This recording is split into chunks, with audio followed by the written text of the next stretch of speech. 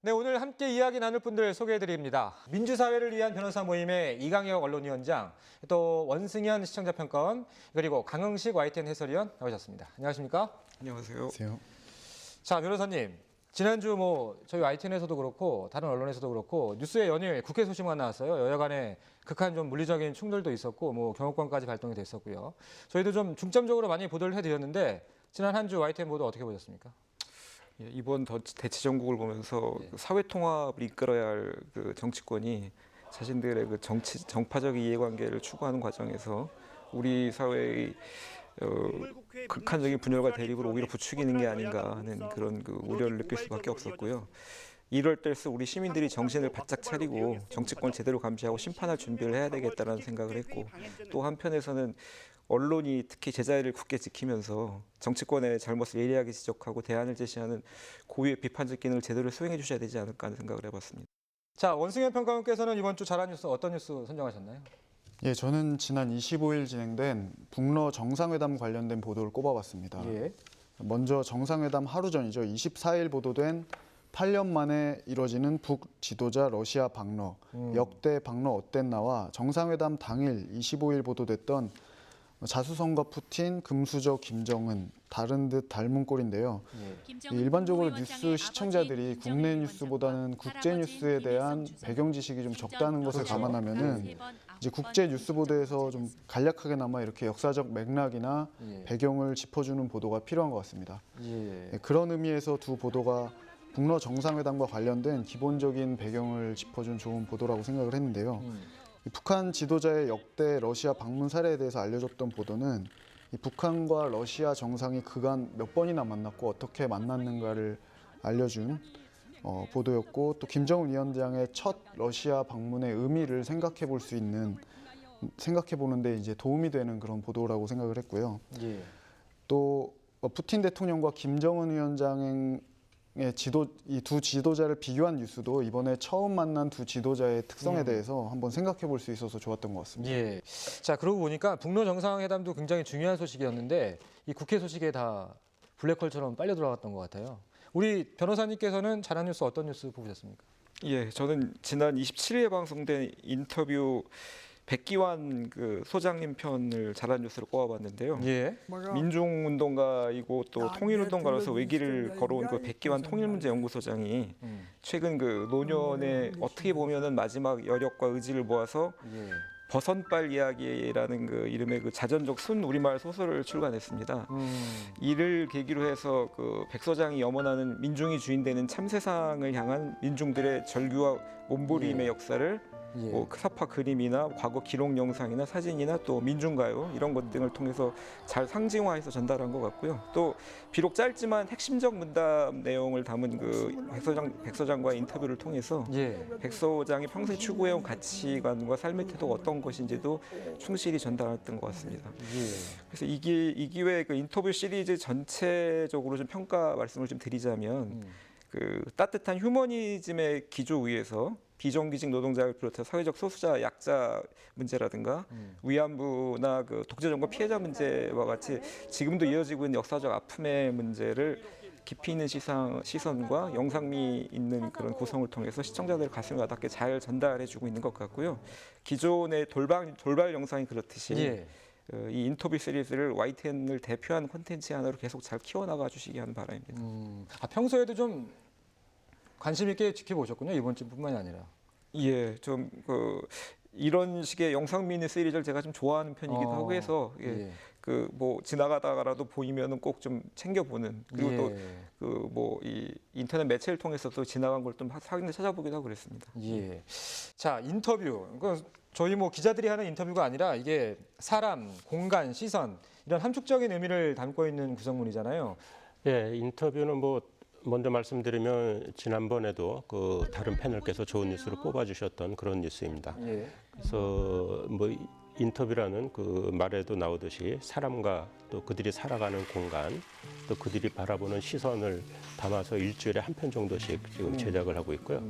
기획부터 취재, 구성 편집까지 영상 기자들이 만드는 프로그램입니다. 파인텍 굴뚝농성 보도와 그다음에 정교조, 법의 노조 등 그 우리 사회의 그 첨예한 현안들을 그 취재 기자의 리포트 없이 그냥 인터뷰 자막으로만 그 구성을 하는데요. 지난해에는 이달의 방송 기자상까지 수상을 했습니다. 아, 그랬군요. 예. 그래서 매일매일 그 현안 뉴스 외에도 이렇게 긴 호흡을 가지고 뉴스 밖의 사람들에게도 그 시선을 맞춰서 앞으로 그런 보도가 될 수 있도록 계속 노력을 하겠습니다. 예. 자, 이번에는 아쉬운 뉴스 이야기 나눠보겠습니다. 변호사님 아까 잠깐 말씀해 주셨는데 좀 자세히 말씀해 주시죠. 어떤 부분이 그렇게 YTN에 아쉬워주셨는지. 예. 이번 주 가장 큰 이슈였던 그 패스트트랙 지정 충돌 사태 문제인데요. 그 한마디로 양비론적인 게임식 보도, 그러니까 즉 경기 상황을 그대로 이제 그 흥미 중심을 전달하는 스포츠 중계 방송 같은 형태나 수준에 머물렀던 건 아닌가 하는 아쉬움이 좀 듭니다. 그래서 이번 보도들 전체적으로 보면 이 충돌 모습을 그대로 소개하고 또 양쪽의 입장을 나란히 전달하고 뭐 의도 정도는 좀 어느 정도 분석을 하신 것 같아요. 전략이나 의도 양쪽에. 그리고 또 이제 좀 직접적 쟁점하고 좀 약간 거리가 있는, 그러니까 한 걸음 좀 위에 서서 아우르면서 이제 패스트트랙 제도의 제도적인 개선 필요성이라든가 극한 대립적인 정치 문화의 한계를 평하는 논하는 뭐 그런 정도 내용들이 주를 이뤘던 것 같은데요. 그렇지만 그 직접 그 안에 구체적으로 들어가서 핵심적 쟁점이라고 할 수 있는 선거제 개편 또는 공수처 도입의 정당성 여부 문제라든가 또 바른미래당 오신환 권은희 의원의 사보임의 어떤 적법성 문제라든가 그다음 자유한국당 측의 어떤 국회회의 그런 행동들에 대한 국회법상의 국회회의 방해죄 성립 여부 문제라든가 이런 어떤 가장 핵심적인 쟁점에 대해서는 깊이 있는 분석 또 구체적인 판단을 좀 미흡하지 않았는가 하는 아쉬움이 있습니다. 오늘 뭐 해설님도 나와주시고 했으니까 조금 구체적으로 제 갖고 있는 의문에 대한 답을 좀 듣고 싶기도 합니다. 그 뭐 정치부 이야기는 좀 들어보셨습니까?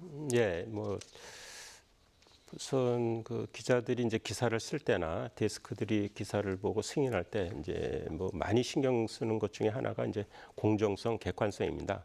특히 정치적으로 이렇게 극렬하게 대립하고 있을 때는 더더욱이 그렇습니다. 그 합리적이고 이성적인 판단이 아닌 그 진영 논리로서 이런 사태를 바라보는 사람들이 좀 많기 때문입니다. 그래서 이런 사태의 원인과 쟁점 그리고 법적인 근거 등을 좀 자세히 설명하고 그 판단은 시청자들의 몫으로 하는 뭐 그런 입장을 좀 견지를 하고 있고요. 또 요새 시청자들이 현명하셔서 그 보도를 보면은 누가 잘했고 또 누가 잘못했는지 판단할 수 있다고 생각을 합니다.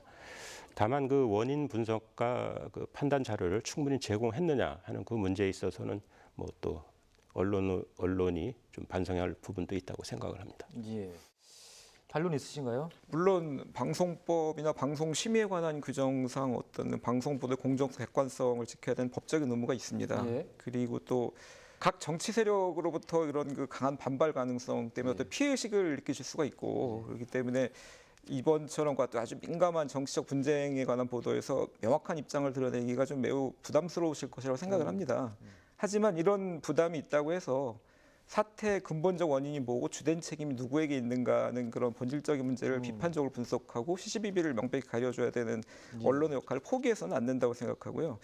왜냐하면 언론들이 이런 역할을 제대로 해주지 않고 기계적이고 표피적인 중립에만 머문다면은 그 굉장히 어지러운 이런 사태를 보면서 본질적 원인이나 해결 대안을 찾지 못하는 많은 그 수용자들은 그놈이다, 그놈이고 뭐 모두가 다 싫다라는 식의 정치 혐오나 기피증에 빠져버릴 위험성이 크거든요.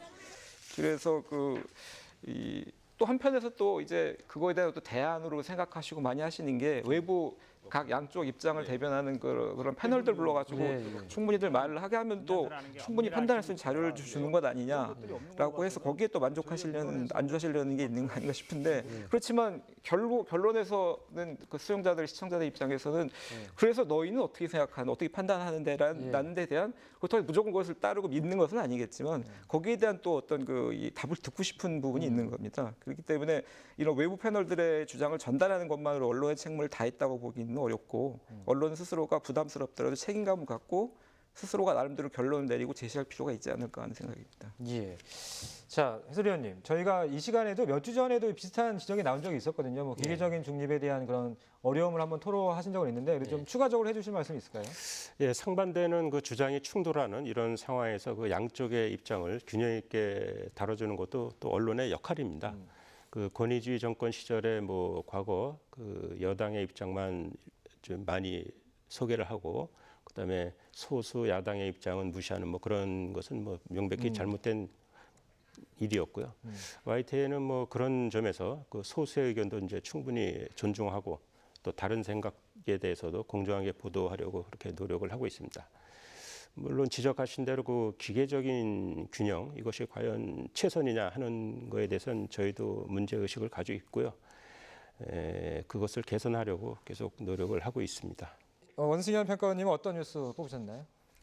예, 저는 지난 29일 보도됐던 지사직 상실형 이재명 올해안 최종 결론을 꼽아봤습니다. 이 검찰이 지사직 상실형을 구형한 이재명 경기지사에 대한 보도인데 이 제목만 보면은 오해를 불러일으킬 수 있는 것 같아서 문제가 있어 보였습니다. 이 보도 내용은 이재명 경기지사에 대한 1심 공판이 다음 달에 있고 올해 안에 대법원 판결까지 날 수 있다라는 내용인데 이 제목만 놓고 보면 이미 하급심 판결이 나온 것처럼 오해할 수도 있는 것 같아서 이 보도를 뽑아봤고요. 며칠 전 관련 보도에서는 근데 검찰 구형에 대한 내용이 제목에 명확히 표기가 되어 있었거든요. 근데 이날 보도에서는 이 내용이 빠지면서 좀 오해가 생길 수 있지 않았나 이렇게 생각이 들었고요. 물론 올해 안에 최종 결론이 난다는 말이 뒤에 붙어 있긴 했는데 그래도 이제 검찰 구형에 대한 내용이 제목에 포함되어 있어야 하는 게 아니었나라는 생각이 들었습니다. 예. 그 제목을 정한 취재 기자도 이해가 되고 지금 지적하신 지적도 뭐 합당한 지적이신 것 같은데 좀 실수라고 봐야 될까요? 예, 이건 뭐 명백한 실수죠. 예. 저기 검찰 구형이라는 것이 들어가야 맞는 거고요. 보면은 이제 이런 실수들이 그 자막 뭐 잘 아시겠지만은 자막이 이제 제한이 돼 있습니다. 글자 수가. 그러니까 그것을 줄이는 과정에서 이런 실수들이 나오는데 뭐 이것은 앞으로 또 계속 고쳐 나가야 될 부분이고요. 예.